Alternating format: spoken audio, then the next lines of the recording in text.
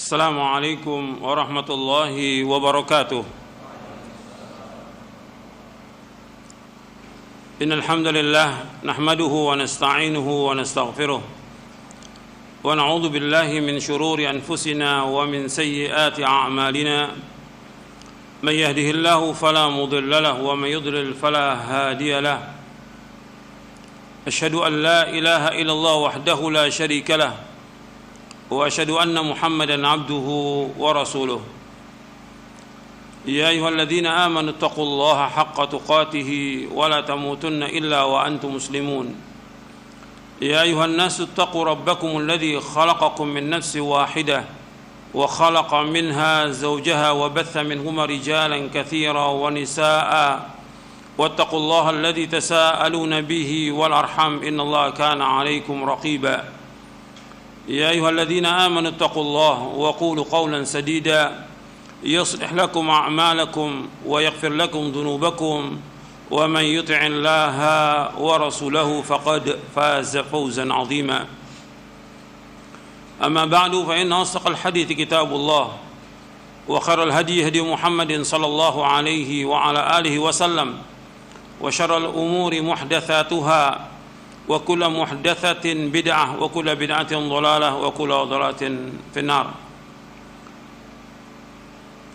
Kepada kaum muslimin dan muslimat yang mudah-mudahan dirahmati oleh Allah SWT, alhamdulillah kita bersyukur kepada Allah Subhanahu wa taala atas segala nikmat yang Allah karuniakan kepada kita, nikmat Islam, nikmat iman, nikmat sehat, nikmat afiat, nikmat dijauhkan oleh Allah dari berbagai macam malapetaka. Kita bersyukur kepada Allah atas semua nikmat, dan nikmat yang Allah berikan kepada kita sangat banyak dan tidak akan dapat kita hitung. Yang paling besar dari nikmat itu diberikan hidayah di atas Islam dan sunnah.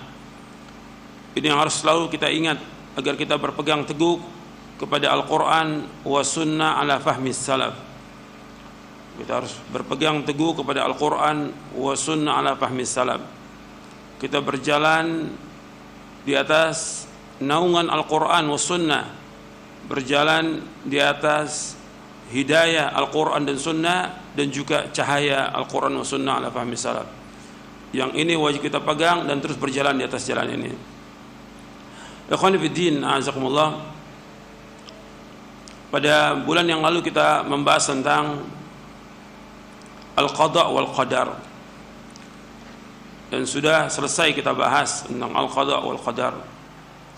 Dan saya tutup dengan satu hadis Nabi sallallahu alaihi wasallam yang sudah antum catat dengan fawaidnya. Al-mu'minul qawiyyu khairun wa ahabbu ila Allah minal mu'minid dha'if wa fi kullin khairun ihris ala ma yanfa'uka wasta'in billah wa la ta'jaz, sampai akhir hadis. Itu sudah kita bahas. Yang kita akan bahas dalam kesempatan ini tentang manfaat atau buah dari iman kepada al-qadha wal qadar. Arti thamaratul iman bil qadha wal qadar. Saya mengambil tentang thamaratul iman bil qadha wal qadar ini dari kitab Al-Iman bil Qadha wal Qadar yang ditulis oleh Syekh Muhammad bin Ibrahim Al-Hamd, yang dikasih takdim oleh Syekh Abdul Aziz bin Abdullah bin Baz rahimahullah.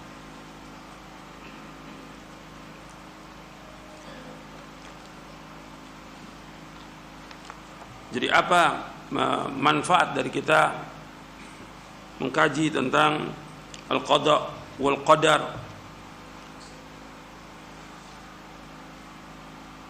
Karena manfaatnya besar dan banyak sekali manfaatnya. Antum catat. Yang pertama yaitu ada'u ibadatillahi azza wa jal. Ada'u ibadatillahi azza wa jal, artinya menunaikan ibadah kepada Allah azza wa jal. Arti dengan adanya al-qadha wal qadar ini, kita menunaikan ibadah kepada Allah dengan melaksanakan ibadah kepada Allah, mentauhidkan Allah, menjauhkan segala macam perbuatan syirik. Kita melaksanakan perintah-perintah Allah, menjauhkan larangannya. Seperti yang sudah saya jelaskan ketika kita membahas tentang al-qada wal qadar. Kewajiban kita yang pertama mengimani, yang kedua apa? Mengamalkan. Kewajiban kita yang pertama mengimani, yang kedua mengamalkan. Itu yang sudah kita bahas. Ketika disebutkan untuk mengamalkan, yang pertama kali mengamalkan tentang tauhid kepada Allah SWT, meyakini bahwa semua sudah ditakdirkan oleh Allah SWT. Kewajiban kita sebagai seorang hamba ibadah, karena Allah menciptakan kita untuk apa? Ibadah. Wa ma khalaqtul jinna wal insa illa liya'budun. Tidak aku ciptakan jin dan manusia melainkan untuk beribadah kepadaku. Kita diperintahkan oleh Allah untuk ibadah. Laksanakan ibadah itu sesuai dengan syariat. Kita wajib mengikhlaskan ibadah kepada Allah, menjauhkan segala macam perbuatan syirik. Dan nanti seluruh ibadah itu mengharap hanya kepada Allah, tawakal kepada Allah, takut kepada Allah, cinta kepada Allah. Seluruh bentuk ibadah kita lakukan dan kita tujukan hanya kepada Allah SWT. Termasuk juga kita berdoa. Kalau sudah tetapkan tentang qada wal qadar, ya doa tetap jalan, ibadah tetap jalan. Tidak bersandar kepada semuanya, tapi tetap kewajiban kita melaksanakan ibadah kepada Allah. Sebab ad-du'a huwal ibadah, kata Rasulullah SAW. Rasulullah bersabda, ad-du'a huwal ibadah. Doa itulah ibadah. Kemudian yang kedua al-khalas minasyirik. Artinya kita dengan mengimani al-qada wal qadar, kita akan terbebas dari kesyirikan. Ini masih kaitan dengan yang pertama. Kita menetapkan bahwa yang berkuasa hanya Allah, hanya satu ilah yang menetapkan semua ini, itu Allah. Yang menciptakan seluruh makhluk ini Allah. Yang menetapkan semua takdir ini Allah. Allah yang menciptakan, Allah yang memberikan rezeki, Allah yang mengatur alam semesta, Allah yang menghidupkan, mematikan, dan segala macam. Semuanya Allah yang mengatur semua alam semesta ini, hanya Allah SWT. Dan manusia akan kembalikan kepada Allah SWT. Kalau memang Allah satu-satunya yang punya kehendak, yang menetapkan, yang menentukan, yang mengatur dan segalanya, maka kita wajib beribadah hanya kepada Allah saja. Tidak boleh kita berbuat syirik. Kalau seorang sudah mengetahui itu semuanya, dia akan bergantung hidupnya hanya kepada Allah. Dia berdoa hanya kepada Allah, dia meminta hanya kepada Allah, dia minta tolong kepada Allah. Ketika mengalami kesulitan, dia hanya mengharap hanya kepada Allah. Semuanya kembali kepada Allah. Jadi terbebas dari segala macam bentuk kesyirikan. Tidak mengharap kepada manusia, tidak beribadah kepada makhluk, tapi beribadah hanya kepada Allah. Dan juga menetapkan bahwa semua kebaikan, kejelekan dan segala macam ini sudah Allah takdirkan, dan Allah yang menciptakan semuanya. Seluruh amal kita dan apa yang kita lakukan, semuanya Allah yang menciptakan. Wallahu khalaqakum wa ma ta'malun. Dan Allah yang menciptakan kamu dan apa yang kamu kerjakan. Ini yang kedua. Jadi seorang mukmin wajib meyakini demikian, bahwa enggak ada satupun yang terjadi di langit dan bumi kecuali dengan kehendak Allah. Yang bisa memberikan manfaat itu hanya Allah, yang bisa menolak bahaya itu hanya Allah. Yang menetapkan tentang adanya musibah, bencana, petaka, wabah dan yang lainnya, yang menetapkan Allah Ta'ala. Dan yang menghilangkan semua itu hanya Allah. Perhatikan tuh. Yang menghilangkan semua itu, bencana, petaka, mara bahaya, wabah, penyakit, semuanya hanya Allah. Kalau sudah seperti itu, kewajiban kita beribadah hanya kepada Allah dan tidak boleh kita berbuat syirik kepada Allah Ta'ala. Kemudian yang ketiga, husul hidayah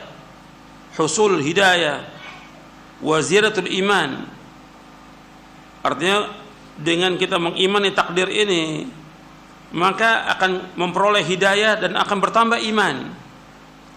Kalau betul-betul kita mengimani tentang takdir, seperti yang sudah kita bahas dengan tingkatannya al-ilmu, al-kitabah, al-masyiah, al-khalq. 4 tingkatan itu dengan dalil-dalilnya kita meyakini dan kita mengamalkan, maka akan bertambah iman kita, akan diberikan hidayah oleh Allah Subhanahu wa taala. Allah berfirman dalam surah Muhammad ayat 17, "Walladzina ihtadaw zadahum huda wa atahum taqwahum."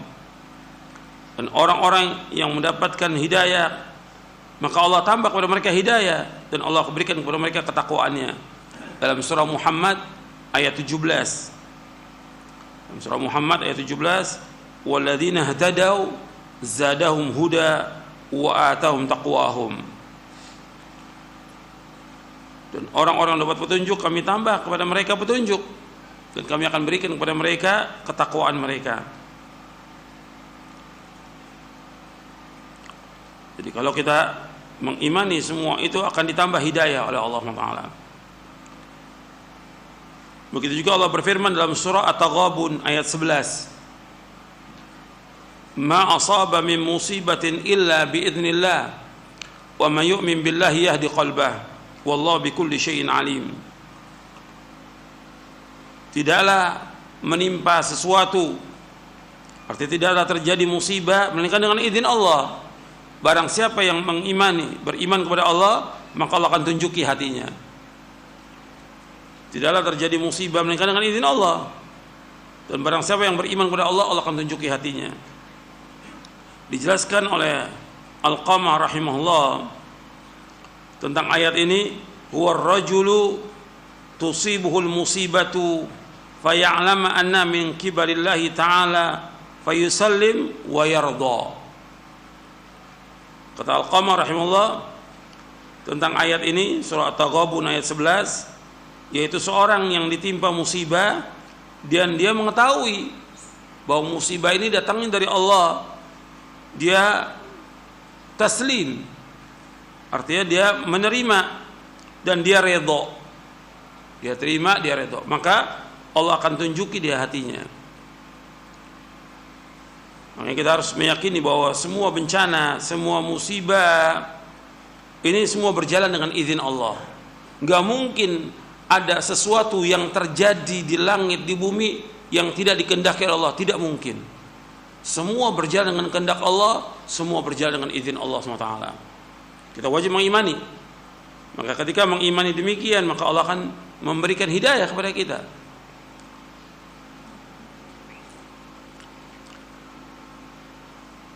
Jadi antum perhatikan di sini bahwa dengan kita mengimani qada dan qadar ini, maka akan ditambah hidayah oleh Allah Taala.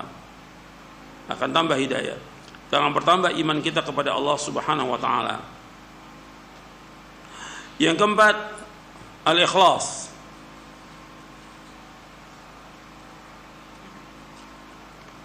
Yang keempat itu ikhlas. Jadi orang yang mengimani al-qada wal qadar, maka orangnya itu akan berbuat dengan ikhlas. Karena yang mendorong dia untuk melaksanakan perintah itu, melaksanakan ibadah itu, yaitu karena perintah dari Allah. Semua urusan Allah, semua kerajaan, semua kepemilikan Allah. Dan apa yang Allah kehendaki pasti terjadi, dan apa yang Allah tidak kehendaki tidak akan terjadi. Tidak ada satupun yang bisa menolak karunia Allah. Maka dengan demikian dia akan berusaha untuk ikhlas. Karena semua milik Allah, dan kita diperintahkan untuk melakukan amal itu karena Allah. Wa ma umiru illa liya'budullaha mukhlishina lahuddin hunafa. Dan tidak mereka diperintah mereka untuk beribadah kepada Allah dengan ikhlas, semata karena Allah, dengan lurus. Wa yuqimus shalah wa yu'tuz zakah wa dzalika dinul qayyimah. Mendirikan salat, mengeluarkan zakat, dan itu agama yang lurus. Jadi yang dilakukan itu semuanya karena Allah. Karena dia hamba Allah dan Allah sudah menetapkan demikian, maka dia beramal semuanya karena Allah. Bukan riya. Di sini sebutkan yang mendorong dia untuk melakukan itu adalah ikhlas karena Allah. Sehingga kalau dia tahu semua yang mengatur Allah, maka apa manfaatnya dia riya? Enggak ada manfaatnya. Dia hamba Allah, bukan hamba manusia. Dia beramal harus karena Allah. Dia sholat, dia puasa, dia zakat, dia sedekah, dia bangun tengah malam, dia membaca Al-Quran, dia menjadi imam sholat, dia berdakwah, semuanya karena Allah. Harus betul-betul ikhlas karena Allah, tidak mengharapkan sesuatu dari manusia, tidak mengharapkan pujian dan sanjungan manusia. Dia ibadah ikhlas karena Allah, karena dia sebagai hamba Allah. Dan Allah merintahkan fa'budillaha mukhlishan lahuddin, beribadah kepada Allah dengan ikhlas semata karena agamanya. Jadi dia justru akan lari dari pujian dan sanjungan manusia. Dia tidak mengharapkan pujian mereka, tidak mengharapkan harta manusia, tidak mengharapkan juga sesuatu dari mereka, karena harapan dia hanya kepada Allah Subhanahu wa taala. Jadi manfaatnya besar di sini. Kalau antum betul-betul meyakini tentang al-qada wal qadar, semua ini milik Allah dan semua Allah yang atur, maka kita akan terus beribadah ikhlas karena Allah. Gak ada manfaatnya untuk riya atau mengharapkan sesuatu dari manusia, gak ada manfaatnya. Minta kepada Allah, karena Allah yang memiliki rezeki. Maka Allah memerintahkan was'alullaha min fadli, mintalah karunia kepada Allah. Tidak mengharap pada manusia, tidak ingin dipuji atau disanjung oleh manusia, tidak. Dia sebagai hamba Allah mengharapnya hanya kepada Allah. Jangan mengharapkan sesuatu dari manusia. Itu penting dalam kita beragama ini. Jadi semua ibadahnya ikhlas, bukan karena dunia, bukan, nggak ada manfaatnya. Karena yang kita harapkan ganjaran dari Allah, pahala dari Allah. Yang paling penting lagi yang kita harapkan adalah sorga. Sehingga betul-betul kita ikhlas dalam mengamalkan ini. Yang kelima, at-tawakkul, kesempurnaan tawakal dia kepada Allah.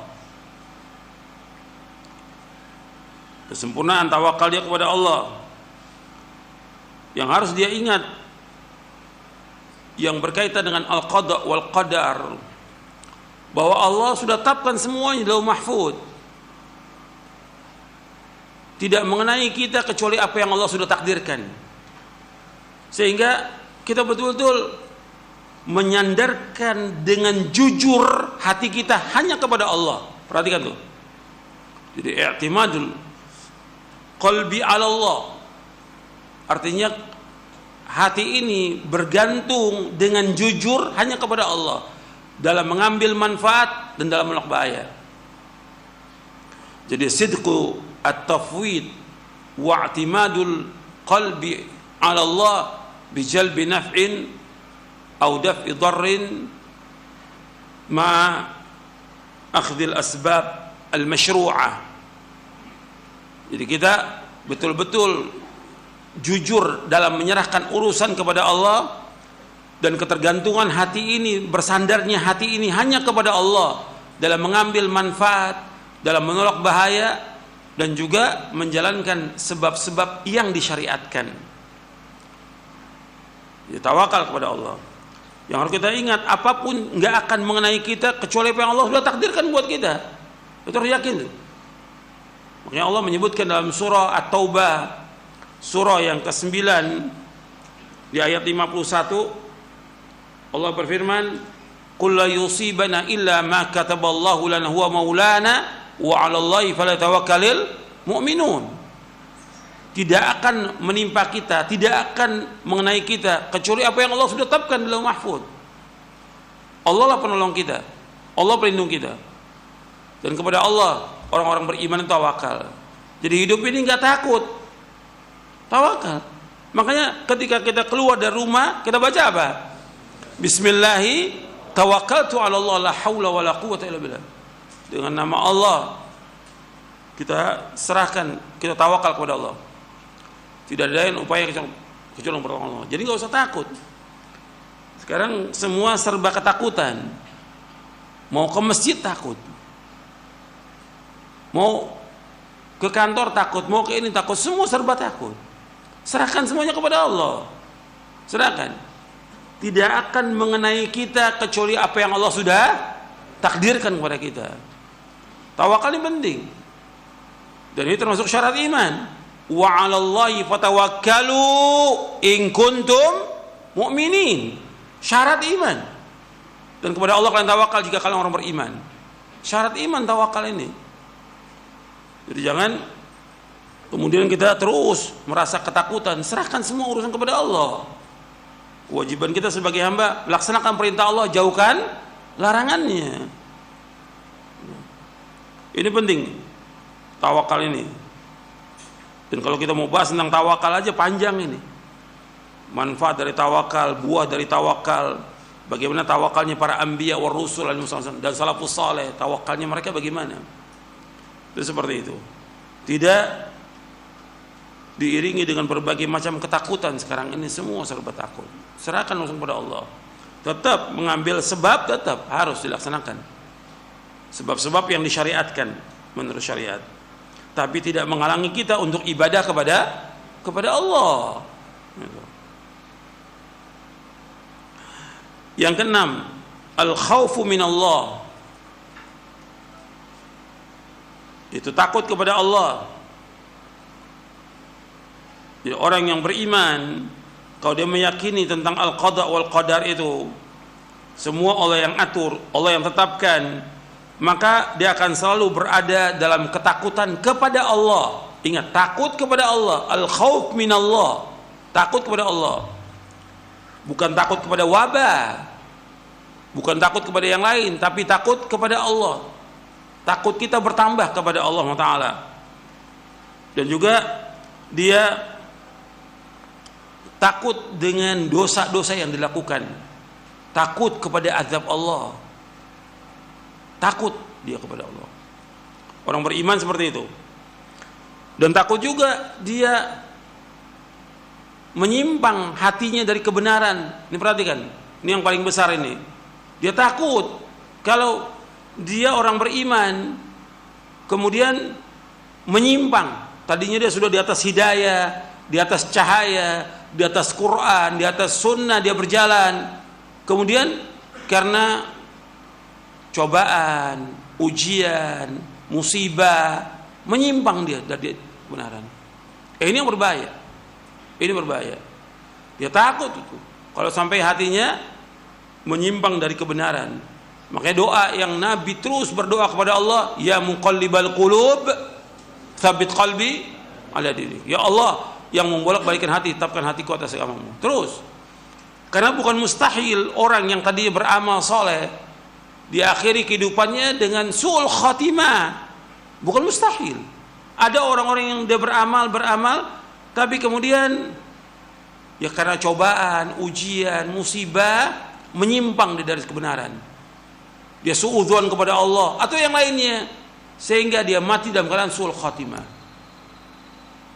Dan Nabi menyebutkan demikian sallallahu alaihi wasallam. Makanya itu perhatikan, kita wajib berhati-hati. Bahkan dalam hadis yang sahih yang diriwayatkan oleh Imam Bukhari, innal abda la ya'malu amala ahli an-nar wa innahu min ahli al-jannah wa ya'malu amala ahli al-jannah fa innahu min ahli an-nar wa innamal a'malu bil khawatim. Kata Nabi SAW, sungguhnya seorang hamba beramal dengan amal ahli neraka dan sesungguhnya dia termasuk ahli sorga. Dan ada orang yang beramal dengan ahli sorga dan dia termasuk ahli neraka. Sesungguhnya amal itu tergantung pada akhirnya. Tergantung kepada akhirnya. Dan ini sudah kita pernah bahas ketika kita membahas syarah akidah, meskipun waktu itu belum masuk babnya. Saya jelaskan tentang al-wa'du wal wa'id, tentang janji-janji dan ancaman. Ini sebab ada orang yang dia beramal dengan amal-amal tapi amalnya dia tidak ikhlas karena Allah. Dia seperti tampaknya amalnya ahli sorga, tampaknya dilihat oleh manusia, tapi hatinya dia nggak ikhlas, dia ria, sehingga dengan itu dia masuk neraka. Antum lihat di syarah akidah Ahlussunnah wal Jamaah, ini sudah pernah kita bahas meskipun belum masuk babnya. Antum lihat di halaman 390, poin yang ke-46, al-wa'du wal wa'id. Rasulullah sallallahu alaihi wasallam bersabda, "Inna rajula la ya'malu amala ahli jannah fima yabdu lin-nas wa huwa min ahli an-nar, wa inna rajula la ya'malu amala ahli an-nar fima yabdu lin-nas wa huwa min ahli al-jannah." Sesungguhnya seorang mengamalkan amal ahli sorga menurut apa yang tampak bagi manusia, padahal ia termasuk ahli neraka. Dan seorang mengamalkan amal ahli neraka menurut apa yang tampak bagi manusia, padahal dia termasuk ahli sorga.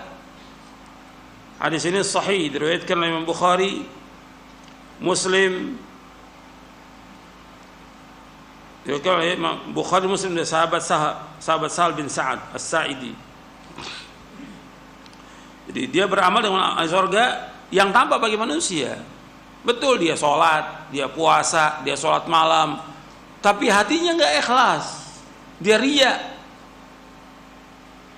atau dia mengharapkan sesuatu dari manusia, maka dia termasuk ahli neraka.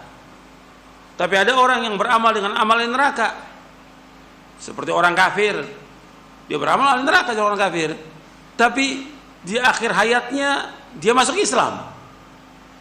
Atau orang yang berbuat dosa dan maksiat, kemudian di akhir hayatnya dia taubat, diberikan hidayah Allah, dia taubat kepada Allah, maka dia termasuk ahli sorga. Ini udah ketentuan syariat yang wajib kita mengimaninya, wajib mengimani. Dan Nabi juga bersabda dalam riwayat Bukhari, innamal a'malu bil khawatim, sesungguhnya amal itu tergantung daripada akhirnya. Makanya kita harus takut kepada Allah, takut kepada Allah SWT, takut kepada azabnya, takut kepada siksanya, takut kita ini menyimpang dari kebenaran. Jadi jangan menganggap ringan antum. Antum perhatikan ini, kalau antum sudah datang dalil dari Al-Quran wa sunnah ala fahmis salaf, antum berpegang dengan dalil. Landasan kita dalam hidup ini, dalam kita berpijak, itu dalil. Berpegang dengan dalil, kita berjalan di atas dalil, kita akan selamat, pasti akan selamat berjalan di atas dalil itu. Tapi kalau sudah datang dalil, jangan ditolak, dan ini berbahaya. Kalau sudah ini perintah Rasulullah, ini perintah Rasulullah, jangan dilanggar, berbahaya. Bukan mustahil hati ini akan menyimpang sedikit demi sedikit, enggak sekaligus, sedikit demi sedikit. Makanya Allah menyebutkan dalam Al-Quran, falamma zaghu azaghallahu qulubahum. Tatkala dia mulai menyimpang, Allah sesatkan hatinya. Ini hati-hati. Kalau sudah datang keterangan dalil, jangan ditolak dengan perkataan syekh, ulama atau yang lain, jangan. Ikuti dalil, pegang dalil. Yang Nabi suruh berpegang dengan dalil. Hidayah itu berkaitan dengan dalil. Hidayah berkaitan dengan dalil. Perhatikan tuh. Kalau sudah ada dalil, pegang terus dalil ini. Pegang erat-erat. Jangan menyimpang. Kita takut kalau kita menolak dalil ini akan sesat. Kalau kita menolak dalil ini akan sesat. Makanya Abu Bakar As-Siddiq radhiyallahu an, As-Siddiqul Akbar, aku takut kalau aku menolak sesuatu dari hadis Nabi, aku akan sesat. Itu Abu Bakar As-Siddiq. Dibawakan oleh Imam Ibnu Battah Al-Uqbari dalam kitabnya Al-Ibana. Hati-hati. Ya, takut kita kepada Allah, kita akan sesat nantinya dengan sebab menolak dalil. Berpegang atas dalil. Makanya Allah menyebutkan di akhir surah Saba, wa in ihtadaitu fa bima yuhi ilayya rabbi. Apabila aku dapat petunjuk karena apa yang Allah wahyukan. Jadi antara dalil dengan hidayah itu punya kaitan yang erat. Gitu. berpegang dengan dalil.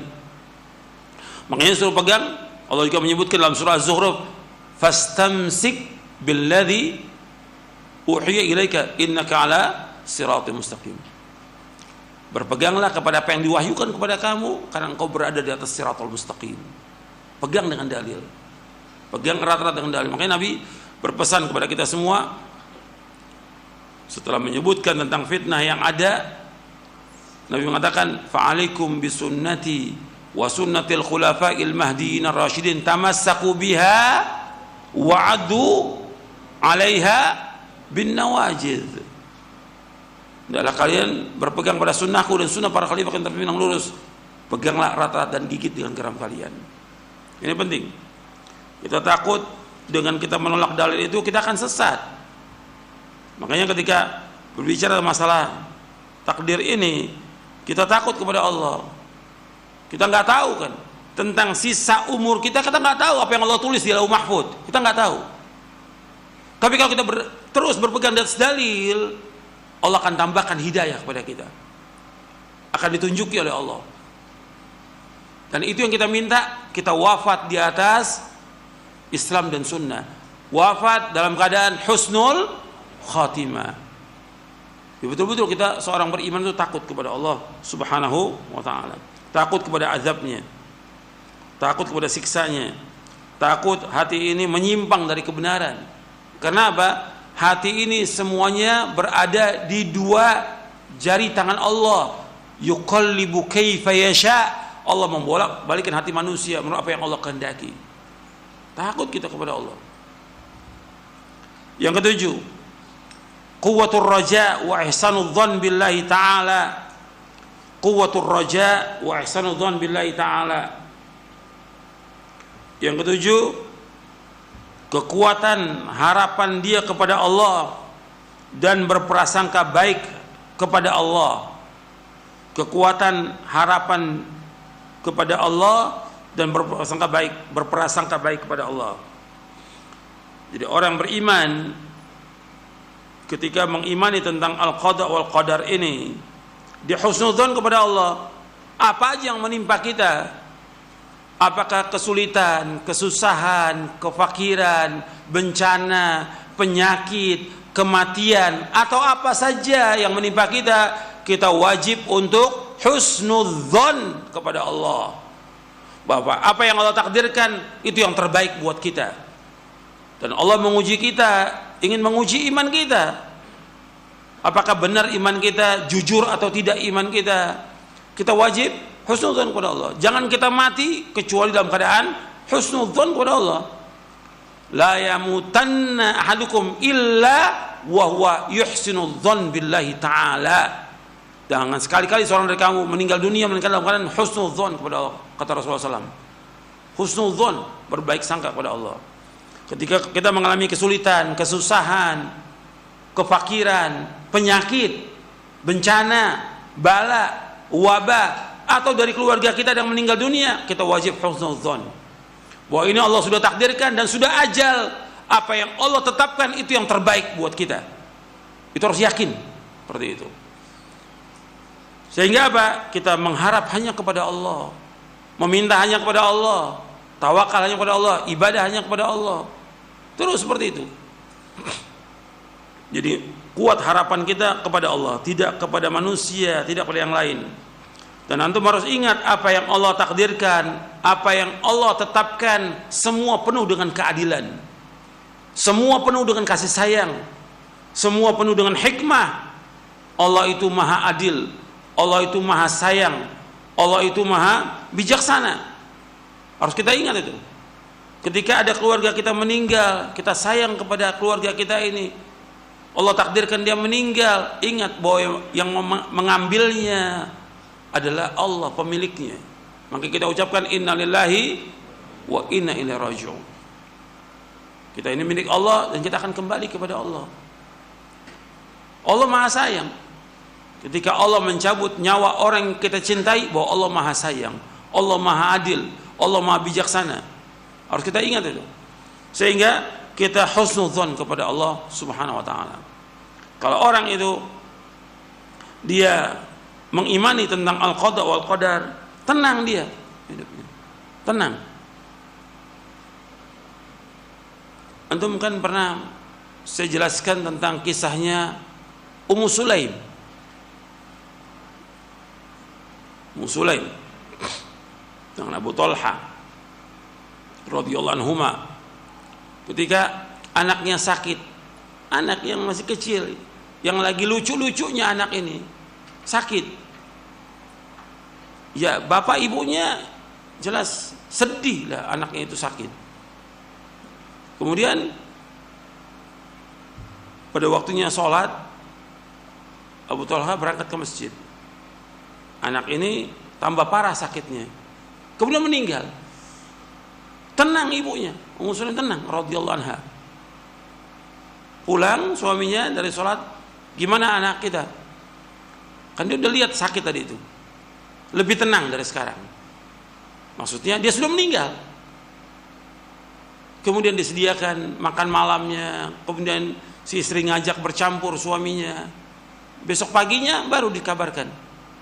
Bagaimana kalau ada orang meminjamkan sesuatu kepada kita, kemudian dia minta, boleh nggak kita tahan? Tidak boleh, kembalikan. Begitu juga anak kita, diambil oleh pemiliknya. Allah tenang, nggak gelisah, nggak teriak, nggak segala macam, tenang.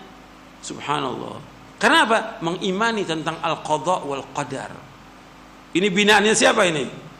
Binaannya Rasulullah SAW, para sahabat radhiyallahu ajma'in. Rasulullah SAW membina mereka untuk yakin hanya kepada Allah, tawakal kepada Allah, mengharap hanya kepada Allah, dan husnudzon kepada Allah. Apa yang Allah takdirkan anaknya meninggal, itu yang terbaik. Bahkan diceritakan kepada Nabi bahwa setelah anaknya meninggal mereka bercampur, Nabi doakan dengan keberkahan, maka dia punya keturunan orang-orang yang saleh. Perhatikan itu. Jadi enggak suudzon, tidak. Tenang, semua dihadapi dengan ketenangan. Dia hanya mengharap kepada Allah, harapkan ganjaran. Orang kalau kena musibah yang diharapkan apa? Ganjaran. Makanya ketika ada yang meninggal, dari keluarga kita meninggal, kita ucapkan apa? Innalillahi wa inna ilaihi rajiun. Allahumma ajurni fi musibati wa akhlif li khairan minha. Ya Allah, berikan ganjaran pada musibahku ini dan gantikan yang lebih baik. Kalau dia suudzon kepada Allah atau dia nggak terima dengan takdir ini, dapat ganjaran apa tidak? Nggak dapat ganjaran, bahkan dia berdosa dengan sebab itu. Maka kita mengharapkan dengan musibah ini dapat apa? Ganjaran. Dengan musibah adanya penyakit, dihapuskan semua dosa kita, diangkat derajat kita. Mudah-mudahan dengan penyakit itu Allah masukkan kita ke sorga. Itu harapan kepada Allah SWT. Jadi harus husnudzon kepada Allah. Yang kedelapan, as-sabru wa quwwatul ihtimal. As-sabru wa quwwatul ihtimal. Sabar dan kekuatan menanggung beban derita dari takdir yang pahit. Sabar dan kekuatan menanggung beban derita dari takdir yang pahit. Makanya ketika kita mendapatkan cobaan, ujian, musibah, yang ada kewajiban kita sabar. Bab ganjaran itu tergantung dari musibah yang menimpa kita.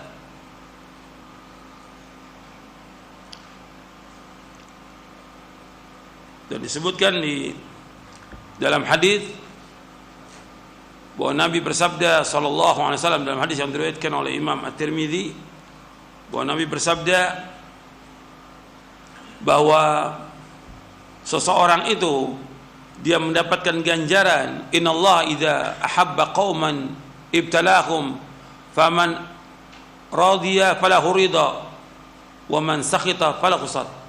Inna 'idhamal jazaa ma'a 'idhamil bala. Inna 'idhamal jazaa ma'a 'idhamil bala. Wa inna Allah ta'ala idza ahabba qauman ibtalahum faman radiya falahu ridha wa man sakhita falahu sakhat. Hadis ini hasan, diriwayatkan oleh Imam At-Tirmidzi.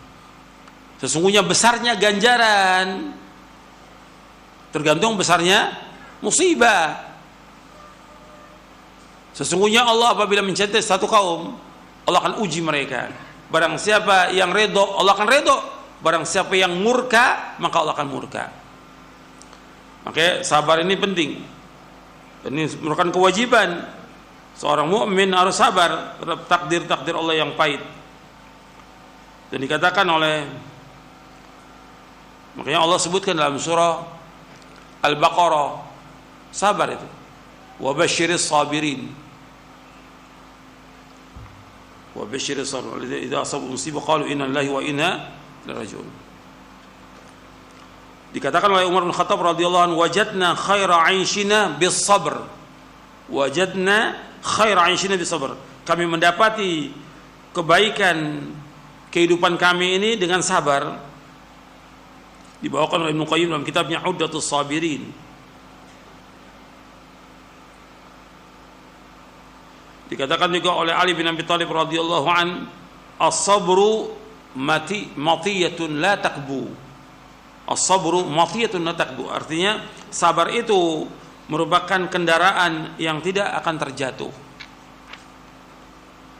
Arti manfaat sabar itu. Dan kita diperintahkan untuk sabar ketika menghadapi cobaan, ujian, musibah, tidak gelisah, tidak berkeluh kesah, tidak menceritakan cobaan kita, ujian kita kepada orang lain. Adukan itu semuanya kepada siapa? Kepada Allah. Ini kurang makanan, cerita pada orang.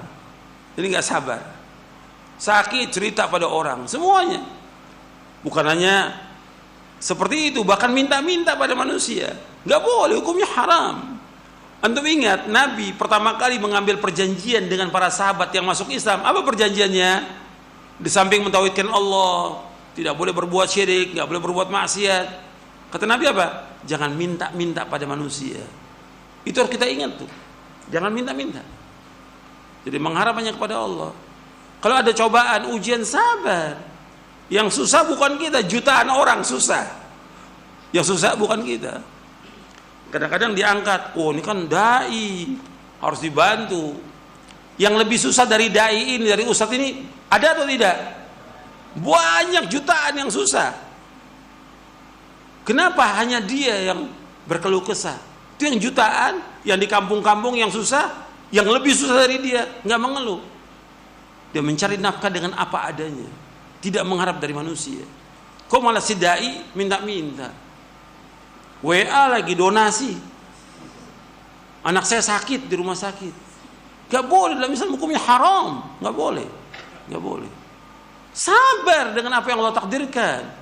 Karena Allah akan uji kita dengan orang yang paling kita cintai ujian itu. Sabar. Bagaimana Allah ingin melihat kita sabar atau tidak dengan ujian ini. Allah akan lihat. Supaya apa? Dia terus minta kepada Allah, berdoa kepada Allah, mengharap kepada Allah. Dan yang lainnya harus sabar. Sabar dalam ketaatan, sabar menjauhkan maksiat. Yang ketiga, sabar apa? Dalam menghadapi takdir yang pahit, sabar. Ini enggak sabar. Ya, berkeluh kesah dan mengharap pada manusia. Itu perhatikan itu. Kemudian yang kesembilan. Ini untuk sabar aja panjang juga kalau mau dibahas tentang sabar. Yang kesembilan, muharabatul ya'as. Memerangi keputusasaan. Memerangi keputusasaan. Jadi orang mukmin itu tidak kenal putus asa, tidak kenal putus asa. Enggak boleh putus asa dalam Islam, enggak boleh. Orang yang putus asa itu orang-orang yang apa? Orang-orang yang sesat.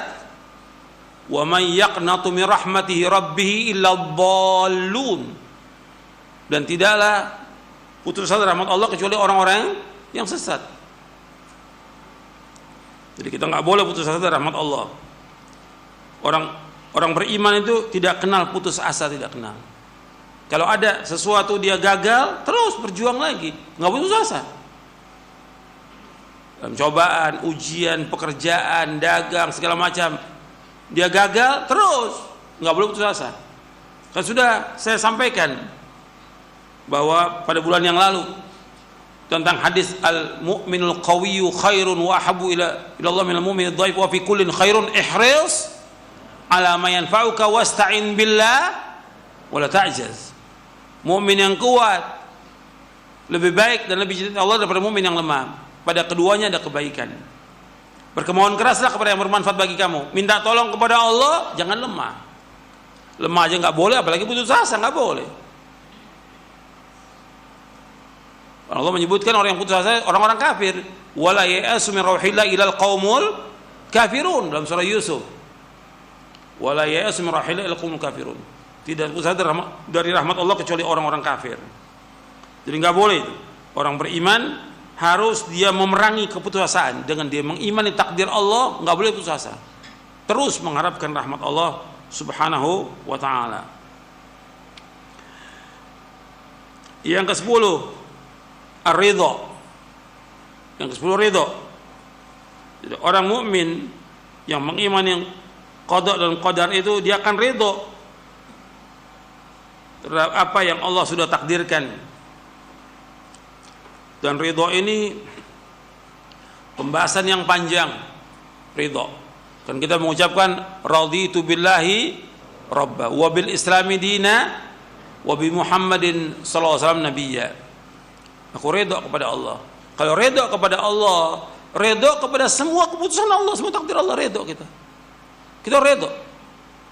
Ridha ketika kita mentauhidkan rububiyahnya Allah, uluhiyahnya Allah, asma wa sifat, kita ridha. Kita ridha dengan semua yang Allah takdirkan. Dengan semua yang Allah tetapkan, ridha. Ridha dengan agama Islam ini, semua agama Islam kita wajib untuk melaksanakannya. Artinya semua agama Islam ini mudah, tidak sulit. Kita ridha dengan Islam ini. Dan ridha kepada Nabi Muhammad SAW dengan kita ittiba, mencintai beliau, ini wajib, dan kita ittiba kepada beliau sallallahu alaihi wasallam. Makanya orang yang merasakan manisnya iman siapa? Orang yang redha kepada Allah. Dalam hadis yang sahih, dzaqa ta'mal iman man radiya billahi rabba wa bil islami dina wa bi Muhammadin sallallahu alaihi wasallam nabiyya. Dzaqa ta'mal iman, kata Rasulullah. Dia merasakan manisnya iman. Antum merasakan tuh. Kalau kita redha dengan apa yang Allah takdirkan, itu akan terasa nikmatnya iman itu. Manisnya iman. Al-Imam Ibnu Qayyim membahas tentang keutamaan redha itu kurang lebih ada 50 redha itu di dalam kitabnya Madarijus Salikin di juz yang kedua. 50. Apa manfaat dari redha, apa keutamaan redha, disebutkan satu persatu oleh beliau. Makanya disebutkan dalam kitab Madarijus Salikin, saya bacakan sebagiannya aja. Kata Imam Ibnu Qayyim rahimahullah, man mala'a qalbahu min ar-ridha bil qadari mala'a Allahu sadrahu ghinan wa amnan wa qana'atan wa farraga qalbahu li mahabbatihi wal inaba ilaihi wat tawakkul alaihi wa man fatahu hadhu min ar-ridha imtala qalbahu bi dhiddi dhalik washtaghala amma fihi sa'adatuhu wa falahuhu. Kata Imam Ibnu Qayyim rahimahullah, barang siapa yang memenuhi hatinya dengan redha kepada takdir Allah, dia redha, maka Allah akan penuhi dadanya dan hatinya dengan merasa cukup. Allah menetapkan dia hidupnya pas-pasan, dia redha, maka dia menjadi orang yang paling kaya di muka bumi ini. Kata Nabi apa? Warda bima qasamallahu laka takun aghnan nas. Redholah dengan apa yang Allah berikan kepada kamu, kamu jadi orang yang paling kaya di muka bumi. Kita punya beras cuma 1 gelas. Cuma 1 gelas. Kita bisa masak hari itu untuk makan dengan istri sama anak, cukup. Kita redho, maka Allah akan penuhi hati kita dengan kecukupan. Makanya Nabi bersabda, qad aflaha man aslama wa ruziqa kafafan wa qanna'ahu Allah bima ata. Kata Nabi SAW, sungguh berbahagia siapa orang Islam. Qad aflaha man aslama wa ruziqa, dia diberikan rezeki cukup, pas-pasan, dan dia qanaah dengan apa yang Allah berikan. Maka Allah cukupi dia dengan kekayaan. Wa amnan, dan juga merasa aman dia. Orang kalau dia redha dengan takdir Allah, aman dia, tidak ketakutan. Enggak seperti sekarang, semua takut. Orang beriman tidak. Allah sudah takdirkan, enggak akan menimpa kita kecuali apa? Yang Allah sudah takdirkan buat. Tenang. Dia keluar rumah tenang, dia berangkat ke masjid tenang, di masjid juga tenang. Ini enggak ada ketenangan. Karena apa? Karena dia tidak meyakini dengan takdir Allah itu.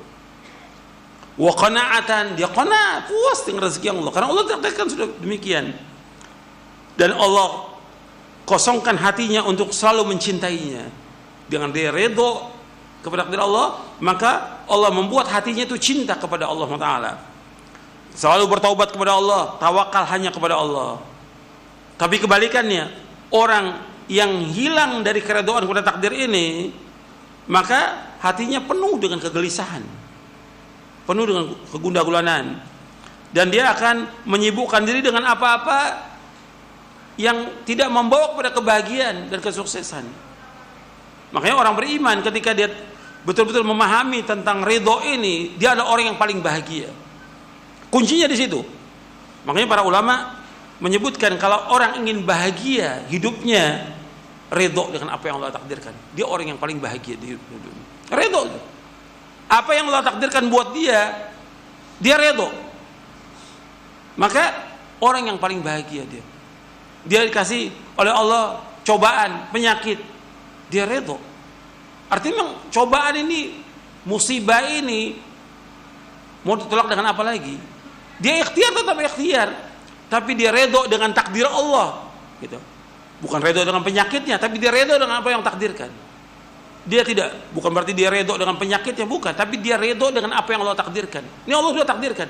Tapi dia wajib apa? Untuk ikhtiar, dia berdoa kepada Allah agar diangkat penyakitnya. Bukan dia redho, dia biarkan penyakit, tidak. Tapi dia ada mengambil akhdul asbab. Bagaimana supaya dia sembuh. Itu orang beriman seperti itu. Kalau orang itu redho dengan apa yang Allah takdirkan, maka dia orang yang paling tenang, paling bahagia di muka bumi ini. Nanti Anda bisa lihat penjelasan Imam Ibnu Qayyim dalam kitabnya Madarijus Salikin. Kemudian yang ke-11, syukur. Jadi ketika kita mengimani tentang al-qada wal qadar, maka dia akan bersyukur dengan apa yang Allah sudah takdirkan. Kan tingkatan itu ketika orang dapat cobaan, ujian, musibah, yang paling rendah. Paling rendah itu apa? Dia murka. Paling rendah itu dia murka. Murka. Kalau orang yang murka, Allah juga murka kepada dia.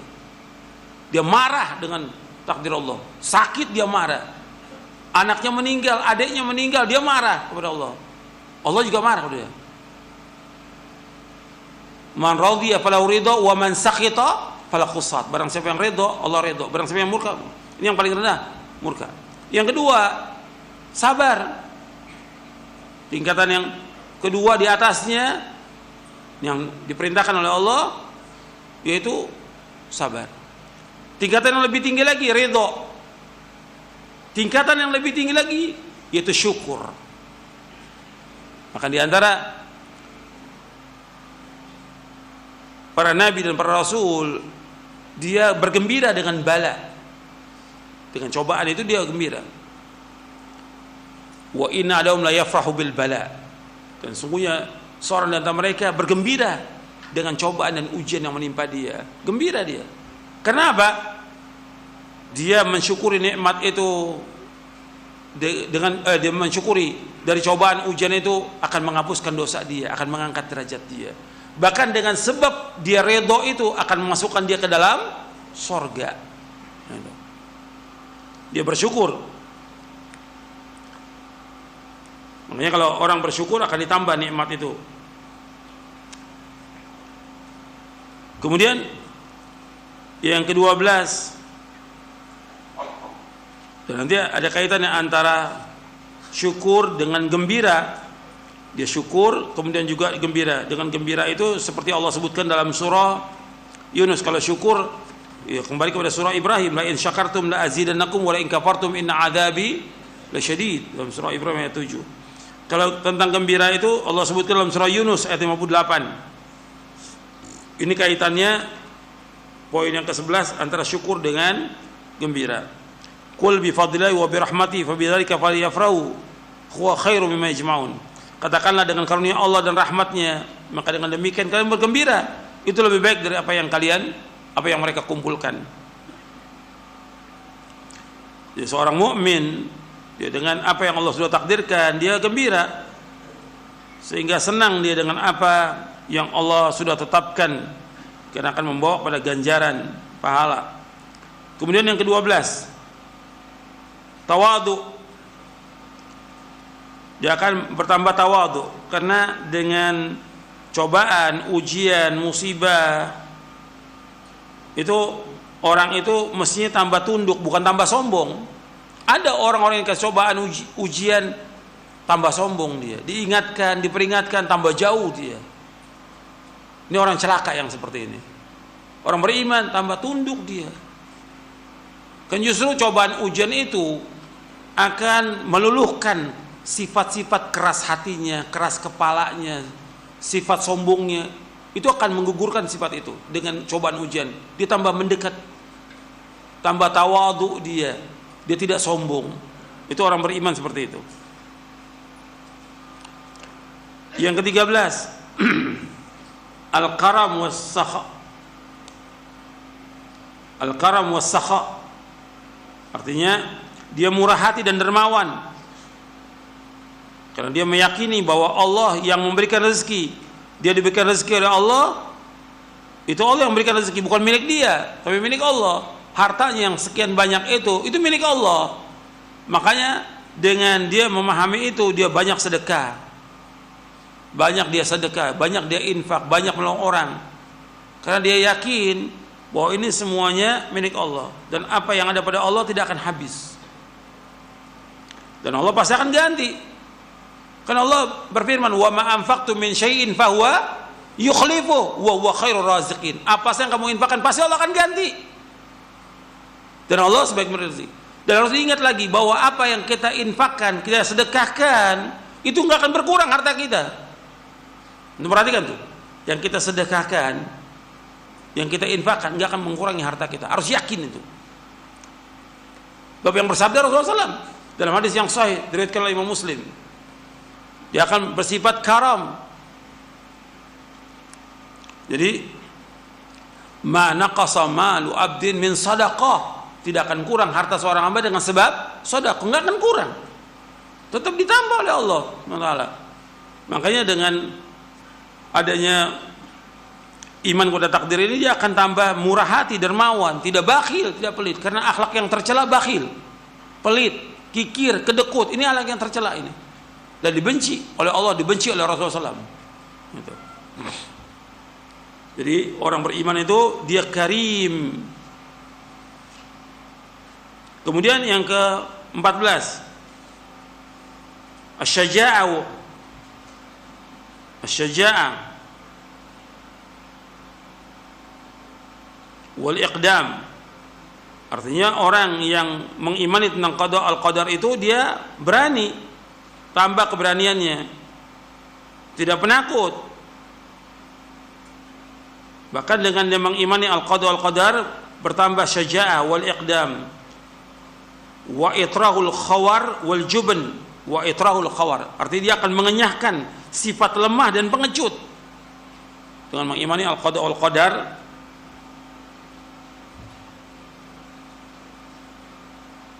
Karena orang yang mengimani qada wal qadar berani dia.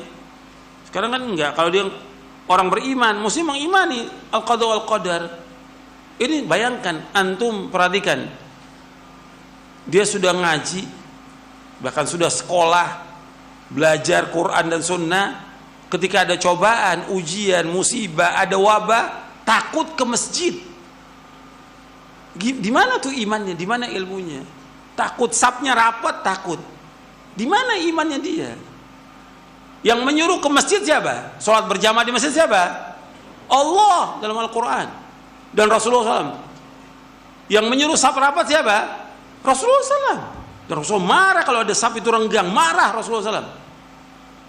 Aku lihat ada setan seperti anak kambing masuk di celah kalian. Gak mau Rasul, sedikit itu gak mau. Kenapa? Kenapa harus takut? Gak akan menimpa kepada kita kecuali apa yang Allah sudah takdirkan buat kita. Berani orang beriman itu, gak takut. Sekarang tambah takut. Kalau antum takut, ya bagaimana antum sebagai orang beriman takut? Kalau antum sebagai seorang dai takut, antum jangan jadi dai. Ini baru sholat, belum jihad. Baru sholat sudah takut. Saprapet takut. La haula wala quwwata illa billah. Ingat, kita nggak akan mati sebelum waktunya. Semua Allah takdirkan. Yakin kepada al-qada wal-qadar. Kematian kita sudah Allah tetapkan. Nggak akan mundur, nggak akan maju. Sudah, yakin. Kamu jangan takut dengan apa yang diperintahkan dan diperintahkan oleh Allah dan Rasulnya. Dan gak akan menimpa kita kecuali apa yang Allah sudah takdirkan. Jadi berani, orang beriman itu berani. Kemudian yang ke-15, al-qana'ah wa izzatun nafs. Dengan al-qada wal qadar ini dia merasa cukup dengan apa yang Allah berikan rezeki, dan juga dia mulia dirinya, tidak mengharapkan pada manusia, tidak minta sesuatu pada manusia, karena dia yakin Allah yang berikan rezeki pada dia. Ini masalah izzah, harga diri. Maka dikatakan oleh para ulama, wa idza ruziqal abdu al-qana'a asyraqat alaihi syamsus sa'ada.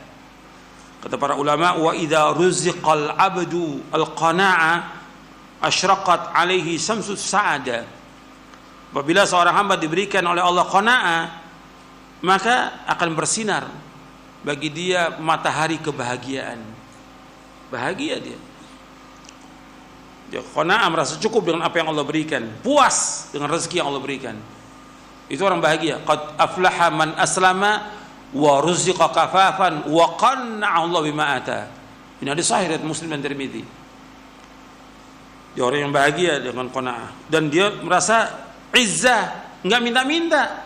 Makanya orang mukmin itu punya harga diri. Orang yang mulia itu, kata Nabi, wa'lam anna syarafal mu'min qiyamu bil lail wa izzahu istighna'u 'anil nas, kata Nabi. Kemuliaan seorang mukmin itu dengan bangun tengah malam. Dan kemuliaan seorang mukmin, dia tidak minta-minta kepada manusia, merasa cukup dengan apa yang Allah berikan rezeki, tidak mengharap sesuatu dari manusia, tidak. Itu perhatikan itu. Karena rezeki Allah sudah bagi kepada semuanya. Sudah dibagi oleh Allah. Dia merasa cukup dengan apa yang Allah berikan. Yang ke-16, ulul himmah. Yang ke-16, ulul himmah. Artinya cita-cita yang tinggi. Dia punya cita yang tinggi. Dengan mengimani qada dan qadar akan membawa dia untuk mempunyai cita yang tinggi. Cita-cita yang tinggi itu bagi seorang mukmin apa? Masuk surga. Sehingga apa? Dia semangat dalam melakukan apa? Ketaatan-ketaatan, amal-amal soleh, kebajikan-kebajikan. Dia berlomba-lomba. Seperti para nabi dan para rasul alaihi wasallam, innahum kanu yusari'una fil khairat wa yad'una raghaban wa rahaban wa kanu lana khashin. Dalam surah Al-Anbiya ayat 90. Sesungguhnya para nabi dan para rasul itu segera dalam kebaikan, punya semangat yang tinggi, dan berdoa kepada kami dengan rasa harap dan takut, dan mereka khusyuk dalam ibadah kepada kami. Ya, orang beriman itu dengan dia mengimani qadar, bukan tambah malas, bukan putus asa, bukan lemah, tapi semangat dia. Ulul himmah, punya cita-cita yang tinggi orang beriman itu. Anda melihat orang-orang kafir punya cita yang tinggi, orang kafir. Untuk apa? Untuk apa? Dunia. Orang kafir itu nggak ada bagi mereka gagal, terus usaha lagi, terus sampai tercapai dunianya. Orang beriman tidak, yang diharapkan jannah, surga. Cita-cita tertinggi, puncak orang beriman surga. Makanya untuk bisa mencapai surga melakukan amal-amal soleh dengan ikhlas dan ittiba, maka kita terus melakukan amal-amal soleh dari mulai tauhid, sholat, berbuat baik pada orang tua, bersedekah, bangun malam, puasa dan yang lain, terus membaca Al-Quran, baca buku yang bermanfaat. Cita-cita tertinggi orang beriman itu, tidak lemah. Kemudian yang ke-17, as-salama minal hasad wal i'tirad, selamat dari dengki dan iri dan juga menentang. Jadi orang yang mengimani al-qada wal qadar, dia selamat dari apa? Dari dengki. Karena Allah sudah takdirkan, kenapa iri kepada orang lain? Orang punya motor, punya mobil, yang punya rumah yang besar, dia nggak iri. Nggak usah iri. Mau ngapain dia iri?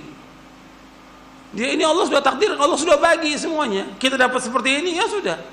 Tapi tetap ikhtiar, usaha tetap, dan doa minta kepada Allah tetap jalan, nggak tinggal. Tapi nggak iri pada orang. Kenapa? Kita tujuan hidup kita akhirat. Dan saya sudah bahas, kalau orang itu ingat kepada mati dan selalu ingat kepada mati, dia nggak akan iri pada manusia. Nggak akan iri. Karena Allah sudah bagi, yang memberikan kepada dia kelebihan harta, kekayaan. Siapa yang memberikan? Allah. Jangan kita iri. Maka kita minta kepada Allah. Was'alullaha min fadli, mintalah kepada Allah. Maka di surah An-Nisa di ayat 32 itu, ketika Allah menyebutkan tidak boleh kita iri, wala tatamannau ma faddalu ba'dakum li ba'd. Tidak boleh seorang itu iri sebagian dari kalian kepada sebagian yang lain. Antum lihat dalam surah di An-Nisa di ayat 32, wala tatamannau ma faddala ba'dahum wala tatamannau ma faddala bihi ba'dakum ala ba'd wala tatamannau ma faddala bihi ba'dakum ala ba'd lirijal nasibun mimma iktasabu wa lin-nisa'i nasibun mimma iktasabna was'alullaha min fadli innallaha kana bikulli syai'in 'alima. Janganlah kalian mengharap atau iri kepada karunia yang Allah berikan sebagian kalian sebagian yang lain. Laki-laki mendapatkan bagian dari apa yang mereka usahakan, dan perempuan mendapatkan bagian dari apa yang mereka usahakan. Mintalah karunia kepada Allah. Sesungguhnya Allah itu Maha mengetahui atas segala sesuatu. Jadi minta karunia kepada Allah, jangan mengharap pada manusia. Tapi nggak boleh kita iri pada manusia. Kemudian yang ke-18, yaitu di sini juga disebutkan tidak boleh dengki, nggak boleh menentang takdir Allah. Yang ke-18 yaitu al-ilmu bihikmatillah. Dia memahami, mengetahui tentang hikmah Allah, bahwa semua yang Allah takdirkan ini penuh dengan hikmah. Semua yang Allah takdirkan ini penuh dengan hikmah.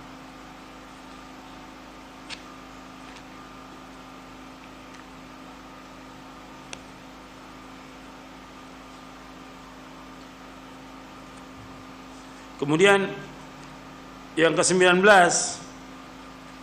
sukunul qalbi wa tuma'ninatin nafs. Sukunul qalb artinya ketenangan hati. Dengan iman kepada qada dan qadar ini, artinya hati ini akan tenang. Hati ini akan tenang.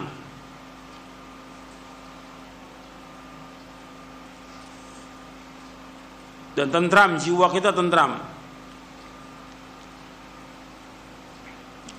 Syekhul Islam pernah mengatakan, inna fid dunya jannatan ma lam yadkhulha lam yadkhul jannatal akhirah. Sungguhnya dunia ini adalah surga, barang siapa yang tidak masuki surga itu enggak akan masuk surga akhirat.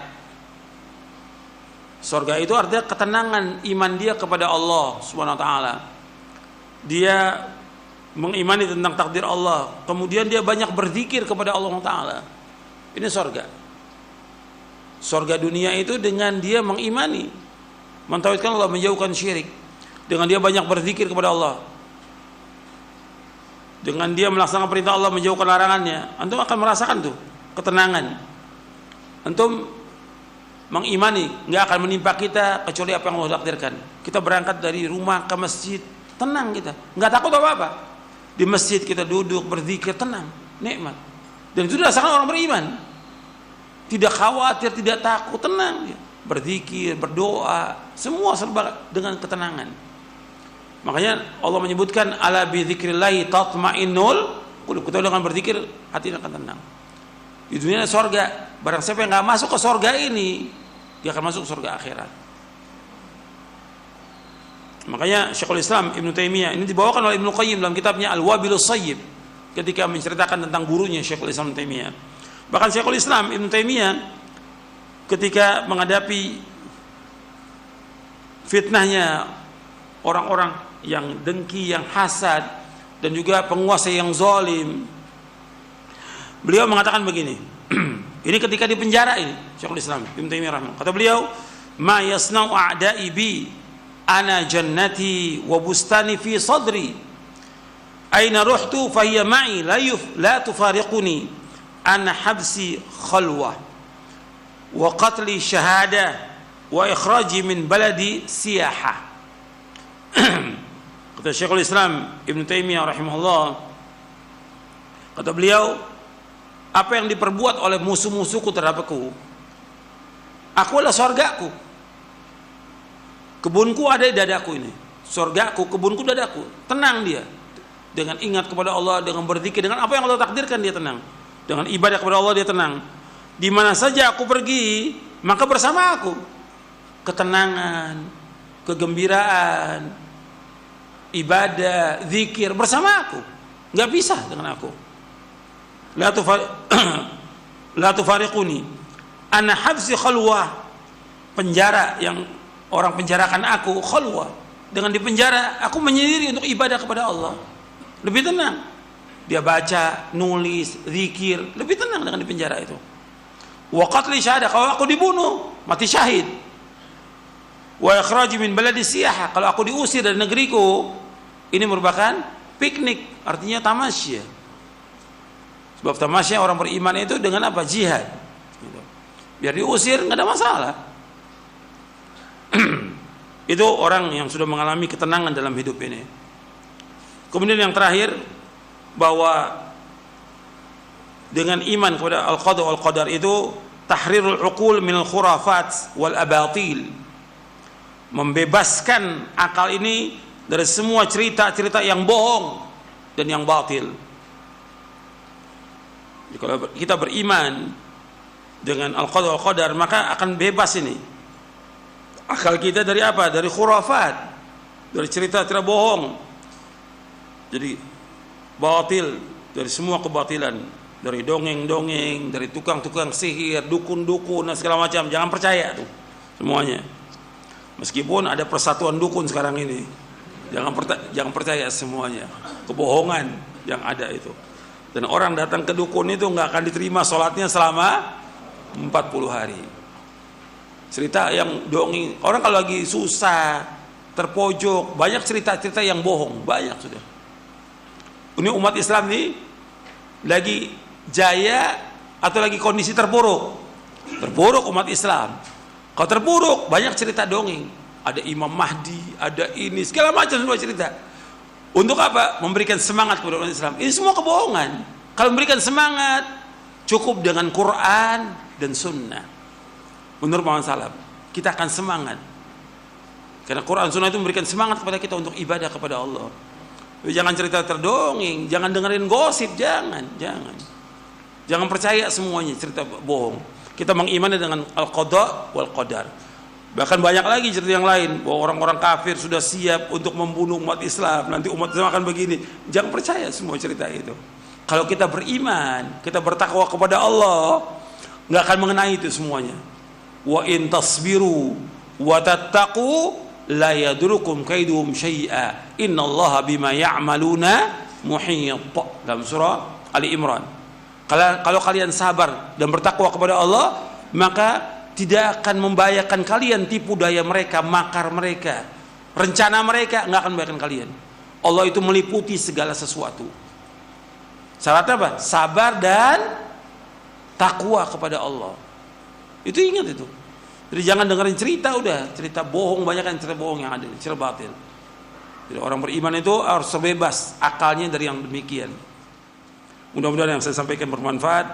Wa sallallahu nabiyana Muhammadin sallallahu alaihi wasallam. Subhanakallahumma wa bihamdik asyhadu an la ilaha illa anta astaghfiruka wa atubu ilaik. Assalamualaikum warahmatullahi wabarakatuh.